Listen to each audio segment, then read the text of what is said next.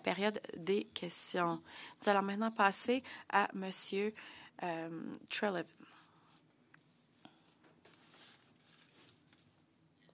Vous êtes en sourdine. Si vous pouviez retirer ou allumer votre micro, s'il vous plaît.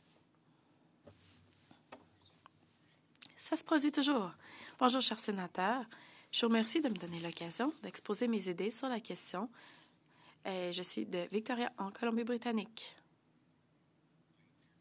Je me présente devant vous comme ancien ambassadeur, comme plusieurs autres de mes collègues. Mais je suis aussi le petit-fils de Reuben Treleaven, propriétaire de la crèmerie Palmerston et producteur de beurre pendant toute sa carrière. Son fils Norman était propriétaire de la crèmerie Holstein.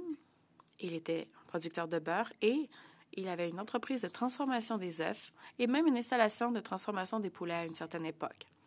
Sa fille Alma a épousé Ken Alice, qui a exploité une ferme dans le comté de Grey, dans le canton d'Egremont, dans le sud de l'Ontario. Ma grand-mère, Lucinda, a donné son nom à la légendaire Palm Dairies. Vous avez entendu déjà John Weeks, Jonathan Freed, Ian Burney, Diana Horton et John Tannen. Comme vous le savez, tous ces anciens fonctionnaires distingués apportent des décennies d'expérience dans les négociations de politique commerciale internationale pour le Canada.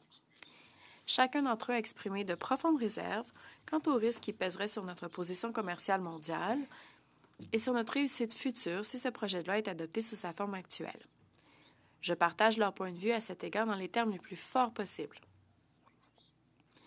Mais je le fais d'un point de vue légèrement différent. J'ai passé la plus grande partie de ma carrière dans le service extérieur, à l'étranger, en tant que délégué commercial canadien, chargé de transformer le pouvoir d'achat du Brésil, de Porto Rico, du Royaume-Uni, de l'Amérique centrale, de Hong Kong, du Japon et des Philippines, en bien économique pour les Canadiens. Monsieur Manley, à l'époque où il était ministre, disait que c'était un agenda pour la croissance et les emplois. Au cours des 32 années que j'ai passé à ce poste et des 5 années que j'ai passées en tant que PDG de Saskatchewan Trade and Export, j'ai travaillé avec des milliers de sociétés d'exportation de toutes les provinces et tous les territoires qui sont collectivement responsables du statut nécessaire du Canada en tant que grande nation commerçante. Ce n'est pas nécessairement que le Canada est dépendant, c'est que nous connaissons du succès dans ce domaine. Pourquoi? À cause des efforts de milliers de propriétaires d'entreprises et de millions d'employés de ces entreprises partout au pays qui, chaque jour, vont sur le marché mondial. Et à cause de leur succès, comme vous le savez, 50 à 60 du produit national brut est relié au commerce. Qu'est-ce que cela veut dire? Ça veut dire que chaque emploi dans le pays, chaque emploi au pays dépend à un degré ou à un autre du succès de la croissance du commerce international pour favoriser le Canada.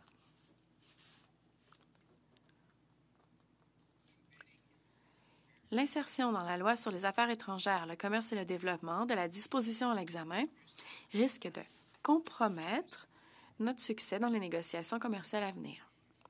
Pourquoi ajouterions-nous sciemment au fardeau que portent nos exportateurs sur un marché mondial et remettre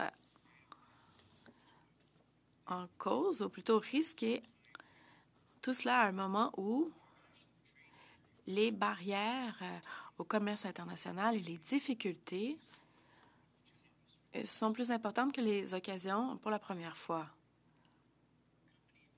Une entreprise au Canada est dans une position différente maintenant.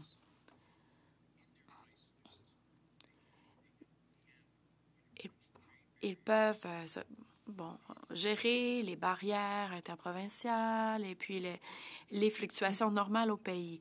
Mais dès qu'une entreprise va à Boston, à Buffalo, au Montana, à l'État de Washington, chaque distorsion dans l'économie canadienne est dans leur liste. Je suis tout à fait d'accord avec les propos de M. Manley et les propos de mes anciens collègues. La disposition de ce projet de loi, si cette loi reçoit la sanction royale, va affaiblir la position commerciale du Canada.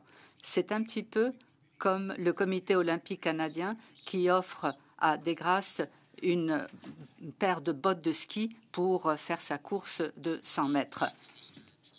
Merci, Monsieur Treleaven. Je ne sais pas si vous êtes arrivé à la fin de votre propos, mais ça correspond au temps qui vous était imparti. Nous allons procéder aux questions et réponses. 4 minutes chacun, pardon, et je vous encouragerai à garder votre préambule bref et vos questions précises pour tirer le maximum de nos témoins. Et j'aimerais vous dire que le sénateur Marty Klein s'est joint à nous. Sénateur MacDonald, suivi par le sénateur Coyle. Merci, Monsieur le Président.